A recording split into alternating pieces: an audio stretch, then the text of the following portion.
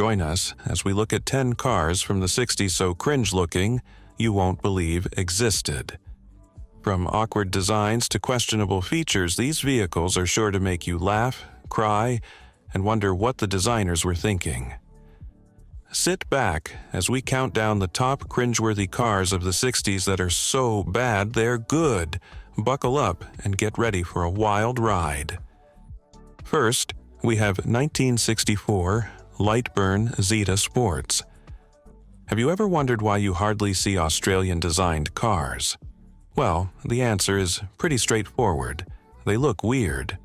When Lightburn and Checker, manufacturers of tools, cement mixers, washing machines, and fiberglass boats, perceived a need for a mini car, they obtained the rights to the British Anzani-built Astra car. The Astra wasn't that attractive, and Lightburn wanted something original, so a new fiberglass station body was built for it. It was so hideous, it would have been better if they stuck with Astra's original design. The car was introduced in 1964 and was called Zeta, and nobody cared for it, not even the Australians. Also, in 1964, Lightburn released the Zeta Sports, which was supposed to be the sports car version. Inspired by the Frisky Sprint, which made its appearance at the 1958 Earl's Court Motor Show, but never entered production for good reasons, the Zeta Sports was also a huge miss. The Frisky Sprint's original doors were changed, the tail was restyled, and new headlamps were fixed.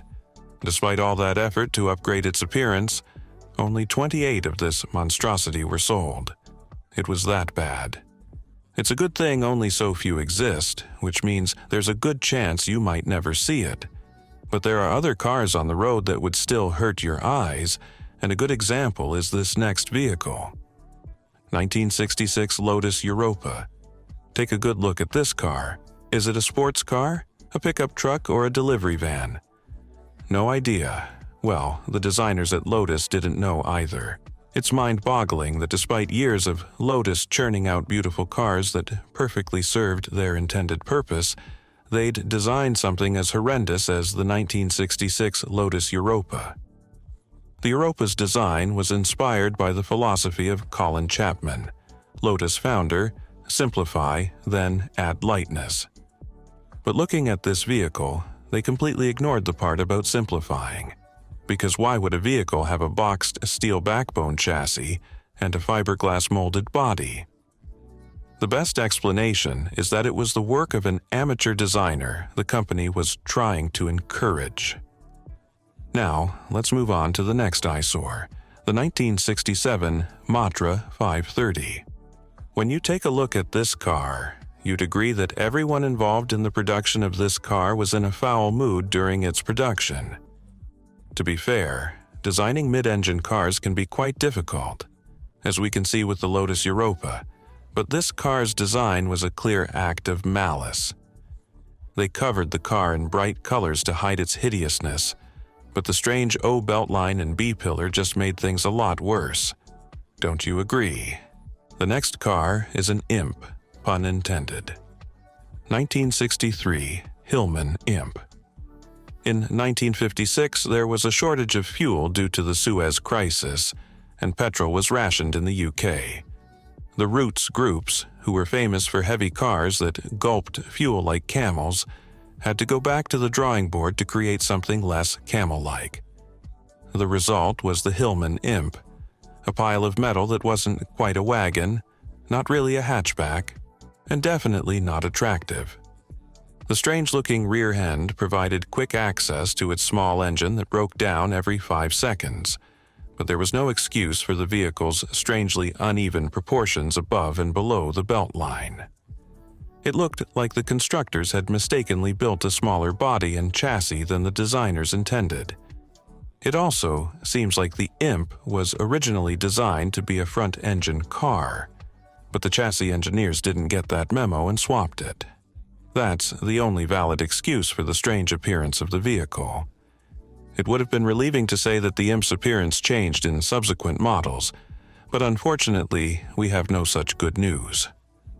The next vehicle looks like something from old cartoons. 1962, Renault 8.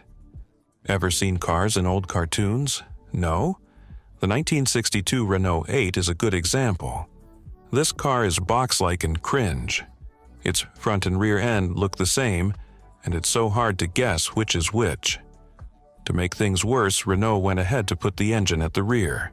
So, good luck figuring out the right direction. The next vehicle is another Imperial 1962 Imperial. The early 60s was definitely a strange time. Imperial, which was a standalone manufacturer at the time, was competing against a Chrysler and Cadillac. We understand that Chrysler was also struggling with their designs, but why imitate something weird-looking? The 1962 Imperial, or Imps, were definitely something. The three Imps of 1962, Custom, Crown, and LeBaron, had the same standalone headlights that made the front end seem emaciated. The rear view wasn't any better with its flashlight-like taillight pods fixed on the fins. Then its body-on-frame construction, which gave it a boxy look, didn't help. The world had already moved on to unit body construction, but the Imps stuck to it till 1967. This vehicle did well on the roads, but not enough to take it off this list. Thankfully, this next model's design was quickly rectified. 1961 Plymouth Fury. In 1955 and 1957, Chrysler was applauded for whipping up car designs from the future. But unfortunately, in 1961, the designers decided to go right back in time. The Plymouth Fury's design was not expected of a brand so revolutionary. The Fury had a ridiculously fussy dashboard that could make your eyes spin, and then out back, the coupe had a deeply sloped roofline that did nothing to help the style or the headroom. Yes, the Fury was furious on the road, but consumers would have liked it better if it was also pretty. So Plymouth enthusiasts looked forward to the upgrades they believed would come in the next model, but boy, it was worse. In 1962, Chrysler decided it was the perfect time to reduce its full-size cars.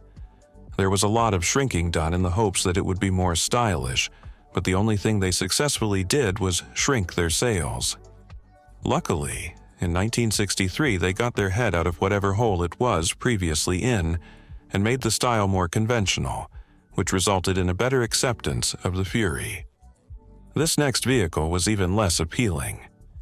1961 Checker Marathon. Oh boy, the horror the people of the 60s suffered. Just when they thought they had escaped the blocky, cruel, awful designs of the 1950s, Checkers went ahead to put all that hideousness back into one vehicle. The 1961 Checker Marathon was a tribute to all the mistakes of the 1950s. Although the engine used in the model was a Continental-built L-head inline-six, which made it a little fast on the road, it was hard to overlook the fact that the Marathon's exterior came with a full-width egg crate grille that many wished could disappear. To make things worse, the vehicle's exterior remained unchanged for the 21 years the car was in production. Does that mean nobody saw how ugly it was for 2 whole decades? That's too bad. Thankfully, this next car was only weird-looking in its first year of production. 1960 Plymouth Valiant. An eyesore, right? That wouldn't have been the case if something hadn't gone wrong. The story of how this vehicle came to be so awful-looking is quite intriguing. So, it was said that the Valiant, which didn't officially become a Plymouth until 1961, was a blend of all of master designer Virgil Exner's design inspos. The talented designer had drawn up several designs for the Valiant and several future Chrysler models, but before he could choose which was for which, he had a heart attack and had to stay off the project. Then his little minions went ahead to incorporate all the design cues in one car to honor him. It's a blessing that he didn't have another heart attack when he saw the vehicle. From the front, the Valiant doesn't look great, but it's not too awful either. It's merely dumpy, weirdly proportioned, and excessively adorned. The true horror lies in the back view. with its cat-eye tail lights and fake Continental kit stuck onto its bustleback trunk. Those who bought the vehicle hardly used its trunk. And if you think this sedan is ugly, what adjective will suit the wagon? The Valiant is repulsive, quite all right. But the final .NKM vehicle would almost have you gorging your eyes out. 1960. Marcos GT Xylon. For a British automaker that was famous for producing fugly vehicles, nobody thought much when in 1960 they wheeled out a car and gave it the nickname Ugly Duckling, because they thought, aren't your ducklings all ugly? How bad can it be?